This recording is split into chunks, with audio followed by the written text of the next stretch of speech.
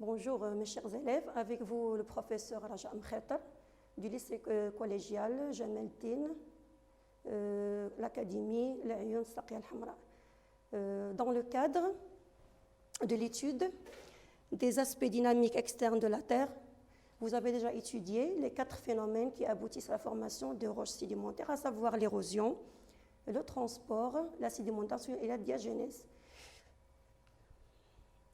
Vous reconnaissez sûrement cette roche, c'est une roche sédimentaire de nature calcaire, mais elle contient des coquillages fossilisés. Vous avez souvent, bien sûr, on a toujours rencontré des roches contenant quelques fossiles sous forme de coquillages, de débris, etc. Donc, on va voir qu'est-ce que ça veut dire un fossile. Les fossiles les plus célèbres que vous connaissez, ce sont les fossiles de dinosaures, les ossements de dinosaures, tout le monde les connaît, petits et grands. Les savants ont même pu reconstituer tout un squelette, comme vous voyez, un squelette de tyrannosaure. Donc notre sujet, ça sera les fossiles. On peut se poser les questions suivantes. Quelle est la définition d'un fossile? Comment on peut le définir? Comment se forme un fossile? C'est ce qu'on appelle le processus de fossilisation. Pourquoi les géologues s'intéressent-ils à l'étude des fossiles? C'est ce qu'on appelle la paléontologie, ça veut dire l'étude des fossiles. Observons ces images. Ces images représentent plusieurs variétés de fossiles. Vous pouvez constater qu'il y a des fossiles de nature végétale ou bien de nature animale. Donc ces fossiles peuvent être soit des parties dures, comme les ossements de dinosaures, comme vous voyez ici, les dents de requin. Ça peut être même des graines de plantes qui sont fossilisées, ou bien des coquilles, des carapaces, coquilles d'ammonites, carapaces d'oursins qui sont fossilisées. On appelle ça des parties dures. Ça peut être même un moulage. Donc, au lieu de trouver le reste d'un animal, on trouve seulement son moulage qu'on va voir après. Donc, les fossiles peuvent même être des empreintes ou bien des traces de vie biologique. Par exemple, on a ici la fameuse empreinte de pas de dinosaures. On a même les œufs fossilisés de dinosaures et on a des empreintes de feuilles de plantes qui sont gravées dans les roches sédimentaires. Ici, vous voyez des cas exceptionnels de fossiles intacts, à savoir le mammouth de Sibérie et les insectes qui sont emprisonnés dans une substance appelée ambre. C'est une résine sécrétée par certains arbres appelés conifères et qui emprisonne les insectes. Par le temps, va se durcir pour donner ce beau spécimen qui est un fossile, on peut dire un fossile qui est entier. Schématisons tout ça. Donc, comme vous voyez, les fossiles, ce sont des restes qui peuvent être des restes animaux ou bien des restes végétaux. Ces restes peuvent être d'organismes éteints, ça veut dire disparus ou non. Par exemple, si on considère le mammouth, c'est un animal qui est éteint, qui est disparu. Si on considère le moustique, par exemple, c'est un animal qui existe toujours. Donc, fossile ne veut pas dire toujours animal éteint ou organisme éteint. Donc, ces fossiles qu'on a vus peuvent être des animaux, bien des organismes intacts, conservés dans l'ombre ou dans la glace, comme les insectes et le mammouth. Ces fossiles peuvent être seulement des activités biologiques, comme les œufs de dinosaures, les traces de pas, etc., les galeries qui sont creusées par certains insectes. Ça peut être des parties dures, comme les ossements, les coquilles, les bois de plantes ou bien les graines. Ces parties dures se présentent sous deux formes. Soit ils sont minéralisés, soit ils sont sous forme de moulage, qu'on va voir après comment se forme un moulage.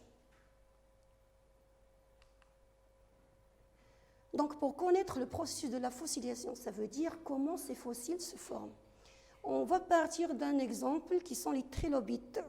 Les trilobites, ce sont des fossiles qui existent dans le Maroc, surtout dans la région sud, près de Zagora. On y trouve beaucoup de spécimens de ce fossile. Donc, le trilobite, bien la trilobite, elle constitue une classe d'arthropodes marins fossiles.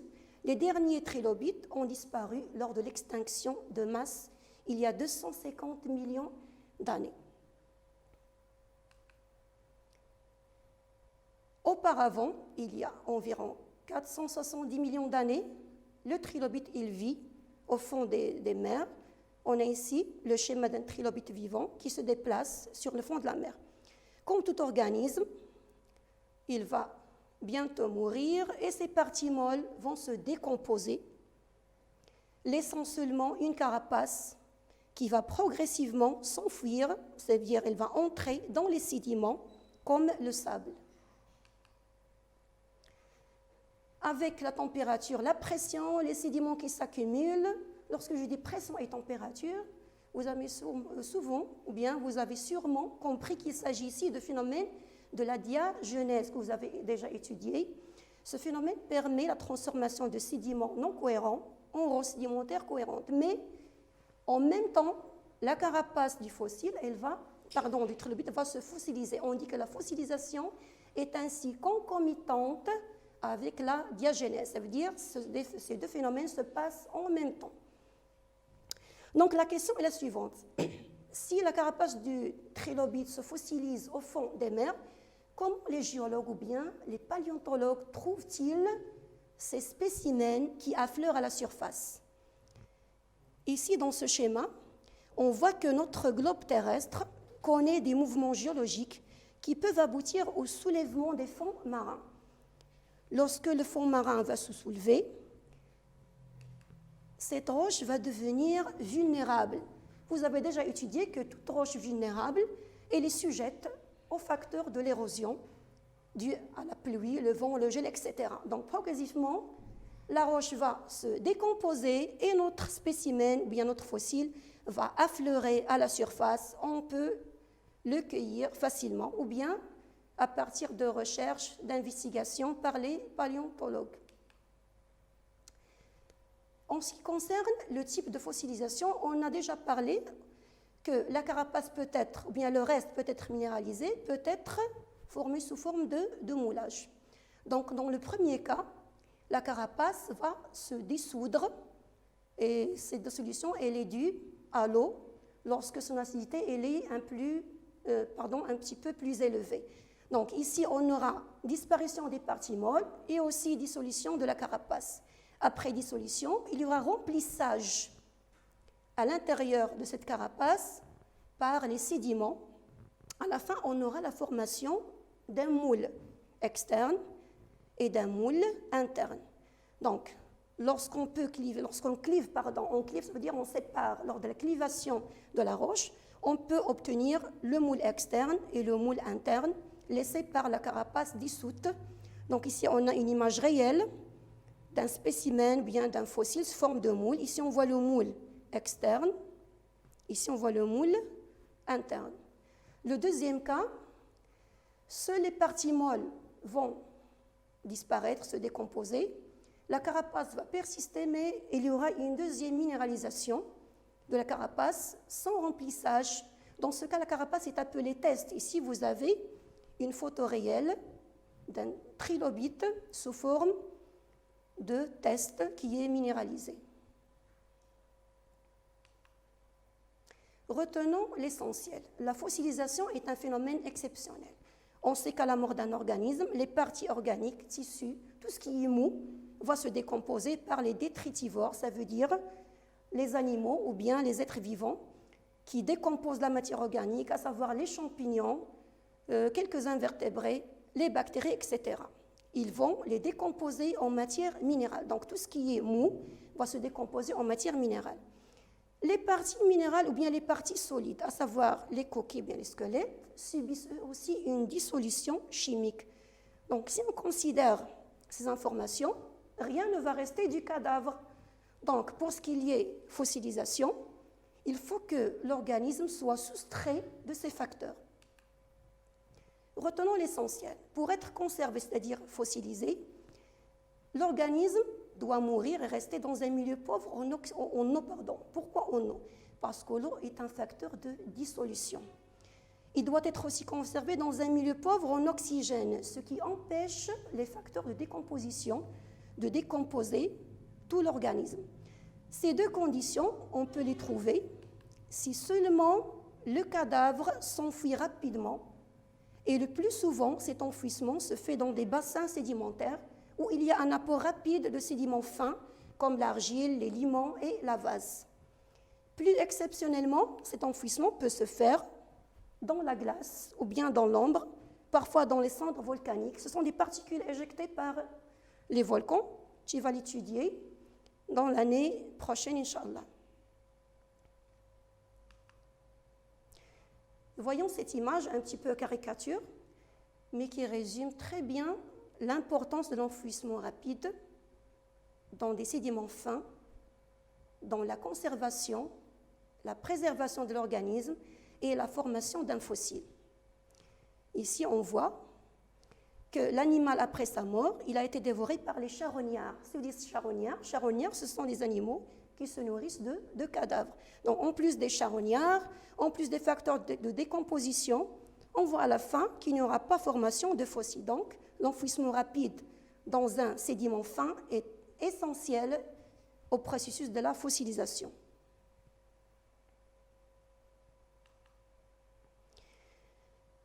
Dans cette séquence, on va voir quel est l'intérêt des fossiles. On a déjà posé la question.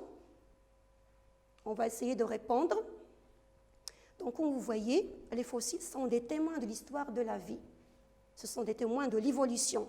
Il n'y a qu'à travers eux qu'on peut connaître les espèces qui n'existent plus, exemple les ammonites, les dinosaures.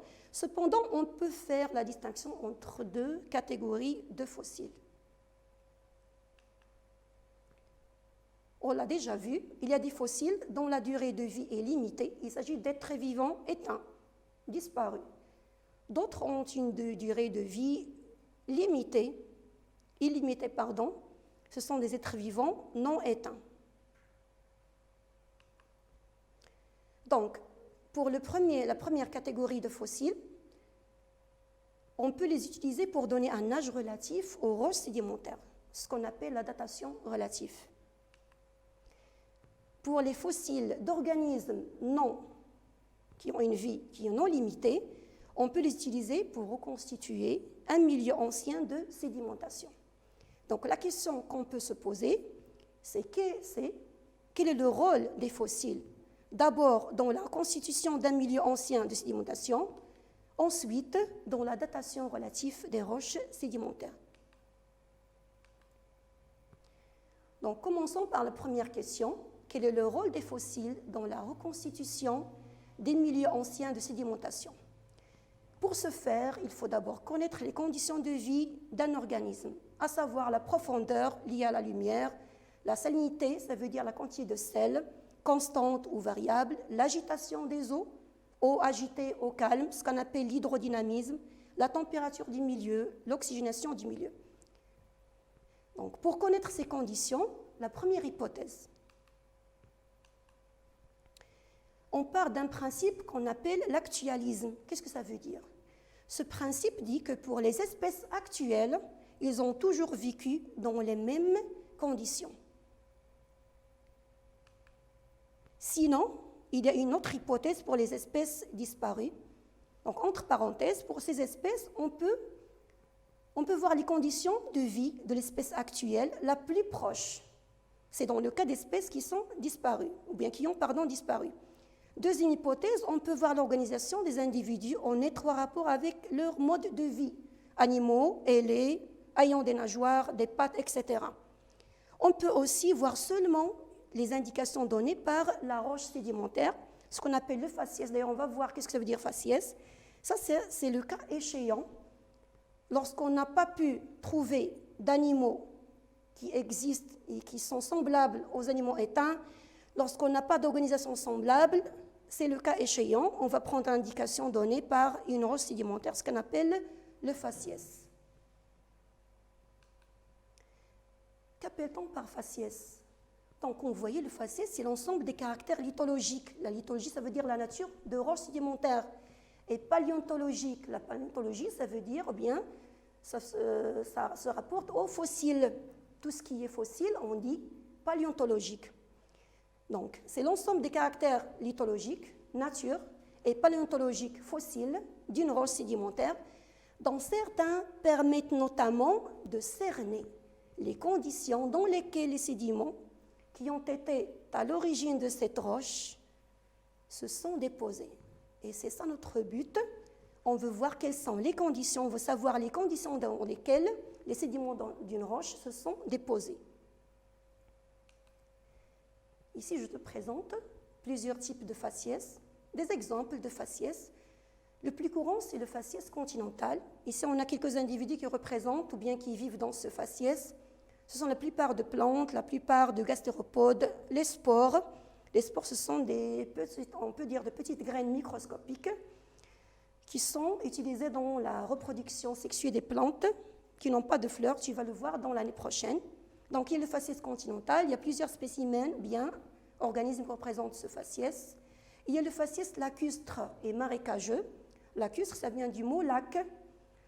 Cependant, ce faciès, il fait appel aux eaux douces. La plupart, il s'agit d'eau douce. Ici, on a quelques individus qui représentent ce milieu, bien ce faciès.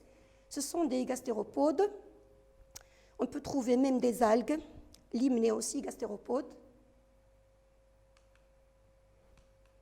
Il y a le faciès marin. Donc, marin, ça vient du mot mer. Donc, le faciès marin, tu connais sûrement l'oursin de mer. Le pecten, tu dois le reconnaître. On trouve des spécimens, bien des individus semblables sur la plage. Et il y a aussi les coraux. On va y revenir. Il y a le faciès lagunaire, ça vient du mot lagune. Tu as déjà étudié la lagune. C'est un milieu de sédimentation, surtout des composés chimiques, lorsque tu as étudié la sédimentation. Donc, retenons l'essentiel. Pour un bon fossile de faciès, qu'on appelle aussi indicateur des milieux, il doit y avoir des exigences écologiques strictes permettant de reconstituer le milieu paléontologique de l'époque où il vivait. Donc, pour simplifier tout ça, un beau fossile de faciès doit avoir une répartition géographique restreinte, ça veut dire limitée. On ne peut pas le trouver dans plusieurs milieux dans le monde. Deuxièmement, un beau fossile de faciès doit obéir au principe de l'actualisme. Il s'agit d'espèces non éteintes, donc on va retenir, il doit avoir une longue durée de vie. Finalement, il doit avoir une faible vitesse d'évolution. Donc, tous ces critères réunis, ça va donner un bon fossile de faciès qui va nous renseigner sur le milieu de sédimentation ancien des roches sédimentaires. Pour illustrer tout ça, on va prendre un petit exemple. Donc, pour la première image, il nous montre des animaux très bien connus. Ce sont les coraux. Ce sont des organismes marins qui vivent fixés, qui existent toujours, mais qui sont dans des mers exigeantes, des conditions exigeantes, par exemple, peu profondes, claires, oxygénées et chaudes. Donc, si une roche sédimentaire contient les coraux fossiles, ça veut dire que cette roche s'est déposée dans le même milieu, une mer peu profonde, claire, oxygénée et chaude. Je vous remercie et à la prochaine séance.